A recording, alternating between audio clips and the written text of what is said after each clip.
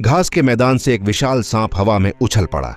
सबने देखा तो रोंगटे खड़े हो गए। वो कोई सांप नहीं, ड्रैगन की पूंछ थी। सामने होने के बावजूद टीम घबराई नहीं, उल्टा वो धीरे धीरे उसके पास बढ़ने लगे। वजह साफ थी, ये शाकाहारी था, इंसानों को खाने का खतरा नहीं था। आयशा ने तुरंत ट्रैंक्विलाइजर एक्सट्रैक्टर निकाला, लोड किया और निशाना साधा। ये धरती पर चलने वाला सबसे विशाल डायनासोर था।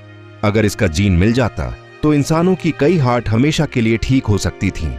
बिना हिचक आयशा ने इंजेक्शन दागा। डायनासोर को बस हल्की सी चुभन महसूस हुई और मशीन ने उसका खून एक्सट्रैक्ट करके ऑटो रिटर्न कर दिया। इस तरह दूसरा सैंपल मिल गया।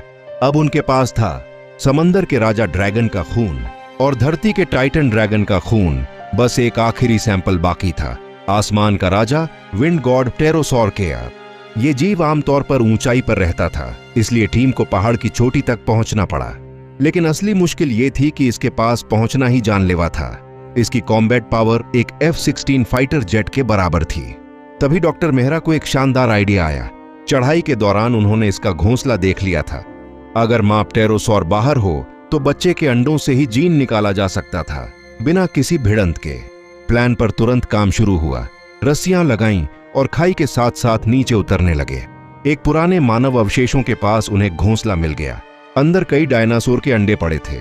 डॉक्टर मेहरा ने बेहद सावधानी से प्रोब डाला, भ्रूण को नुकसान पहुंचाए बिना फ्लूइड निकालना शुरू किया और कुछ ही देर में सैंपल मिल गया। टीम जश्न मनाने ही वाली थी कि तभी मां प्टेरोसॉर लौट आई। उसने बिना चेतावनी सीधे डॉक्टर पर हमला कर दिया। डॉक्टर मेहरा को कोने में फंसा देख बाहर खड़ा कबीर तुरंत हथौड़ा फेंकता है, जिससे उसका ध्यान भटक जाता है। फिर वो चिल्लाकर ऊपर वालों से खुद को खींचने को कहता है। 1 सेकंड की भी देरी और वो सीधा स्नैक बन सकता था। प्टेरोसॉर भले हट गया, लेकिन तेज खिंचाव से डॉक्टर की रस्सी कस गई।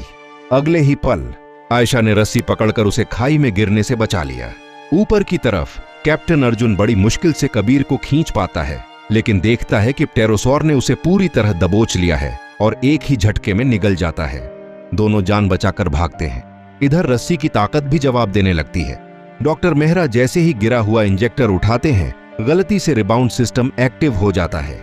इंजेक्टर उड़ जाता है और रस्सी टूट जाती है। अब गिरना तय था, लेकिन किस्मत ने साथ दिया। कुछ बड़े पत्तों से टकराते हुए वो सीधे पानी में गिरते हैं और जान बच जाती है। वो इंजेक्टर भी पैराशूट के साथ पास में ही आ गिरता है। इस तरह तीसरा और आखिरी सैंपल भी मिल गया। तीनों जीन मिलने के बाद टीम ने द्वीप छोड़ने का फैसला किया, लेकिन जहाज पहले ही समुद्री दैत्य से लड़ाई में तबाह हो चुका था, इसलिए हेलीकॉप्टर के लिए सिग्नल भेजा गया। रात होते होते हेलीकॉप्टर पहुंच गया। डॉक्टर मेहरा ने सिग्नल फ्लेयर दागी, लेकिन उसी रोशनी में पीछे छुपा हुआ एक भयानक साया दिखाई दिया। अगले ही पल वो राक्षस हेलीकॉप्टर को चबा गया और दूर फेंक दिया। तभी सच्चाई सामने आई। ये द्वीप कभी छोड़ा गया था, क्योंकि यहाँ डायनासोर हाइब्रिड एक्सपेरिमेंट्स हुए थे। यहीं बना था एक बेकाबू ज़ॉम्बी टी-रेक्स। टीम भागकर सुरंग में घुसती है, लेकिन आगे जाकर रास्ता बंद मिलता है, एक लोहे का गेट। कोई भी निकल नहीं पा रहा था। तभी छोटी सी लड़की अन्वी आगे बढ़ती है। उसका पतला शरीर गेट से निकल जाता है। वो बाहर जाकर कंट्रोल खोलने लगती है। उसी पल ज़ॉम्बी टी-रेक्स पहुंच चुका था। सब सांस रोककर खड़े थे। अन्वी एक पल रुकती है, फिर सब कुछ अनदेखा कर गेट खोल देती है। दरवाजा खुलते ही राक्षस को खुला शिकार मिल जाता है। तभी तेज रफ्तार से एक कार आती है। राघव अंकल कार की लाइट से वो राक्षस का ध्यान खींच लेते हैं।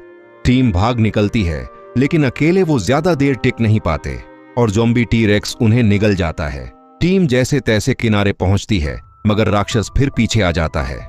आखिरी पल में कैप्टन अर्जुन फायर फ्लेयर जलाते हैं और उसे अपनी ओर खींच लेते हैं। हिम्मत है तो मुझे खा ले, कहते हुए वो उलटी दिशा में दौड़ पड़ते हैं। राक्षस रोशनी के पीछे चला जाता है। टीम नाव से निकल जाती है।